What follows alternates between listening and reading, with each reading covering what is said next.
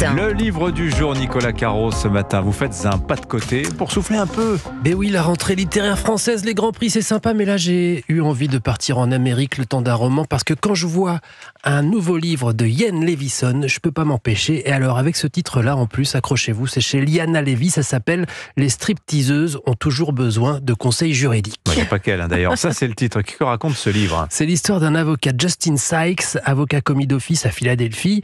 Donc pour ceux qui n'ont pas les moyens de s'en payer un, pour ceux exactement qui gagnent moins de 12 000 $ par an. C'est étrange parce que c'est un très bon avocat, il a fait des grandes études, il pourrait s'occuper de grandes affaires, mais non.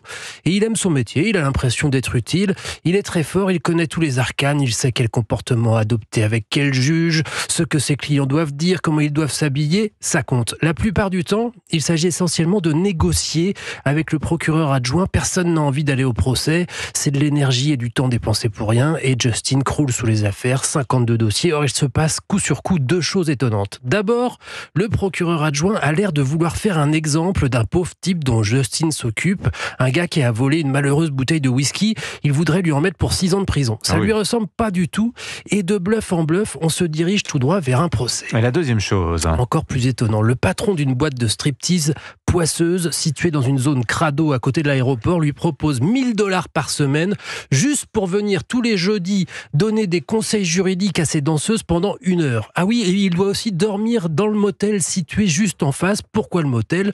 Aucune idée pour l'instant, c'est comme ça. Justin hésite un peu, mais après tout, rien d'illégal. Alors pour 1 000 $ par semaine, il accepte et il se demande bien, et on se demande bien où est l'arnaque. Elle arrive, mais c'est presque pas ça le plus important. Ce qui compte, c'est le style de Ian Levison. C'est du roman noir, du vrai, du bon, avec ce qu'il faut de désinvolture et d'ironie et d'humour. Ça s'avale comme une rasade de bourbon dans un film de gangster. 230 pages d'une traite. Voilà, Ian, I-A-I-N, Levison, pardonnez-moi.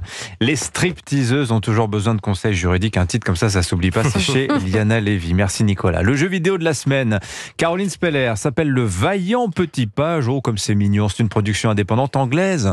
Oui, et qui charmera petits et grands, mais parce que, imaginez-vous, ouvrant la première page d'un livre pour enfants, les dessins s'animent sous vos yeux et vous entendez. Il était une fois un vaillant petit page appelé Laïus.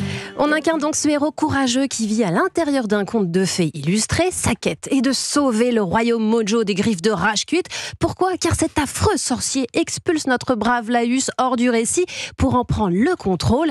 On atterrit alors dans la chambre d'un enfant. C'est une sorte de va-et-vient entre les pages du livre et le monde réel. Oui, absolument. Et Laïus n'a pas dit son dernier mot, aidé par une sorte de Merlin DJ, une magicienne peintre, un troll des montagnes métalleux.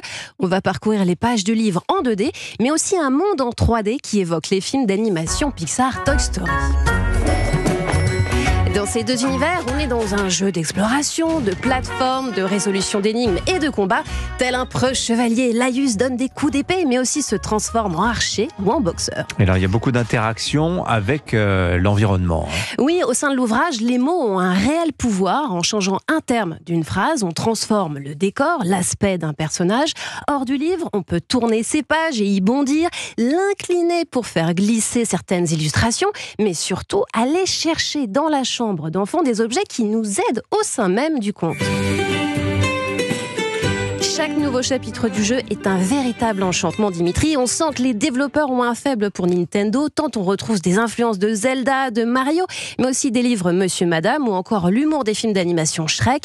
Ce vaillant petit page disponible en téléchargement sur toutes les consoles et PC nous prouve que même les plus petites histoires peuvent cacher de grandes aventures.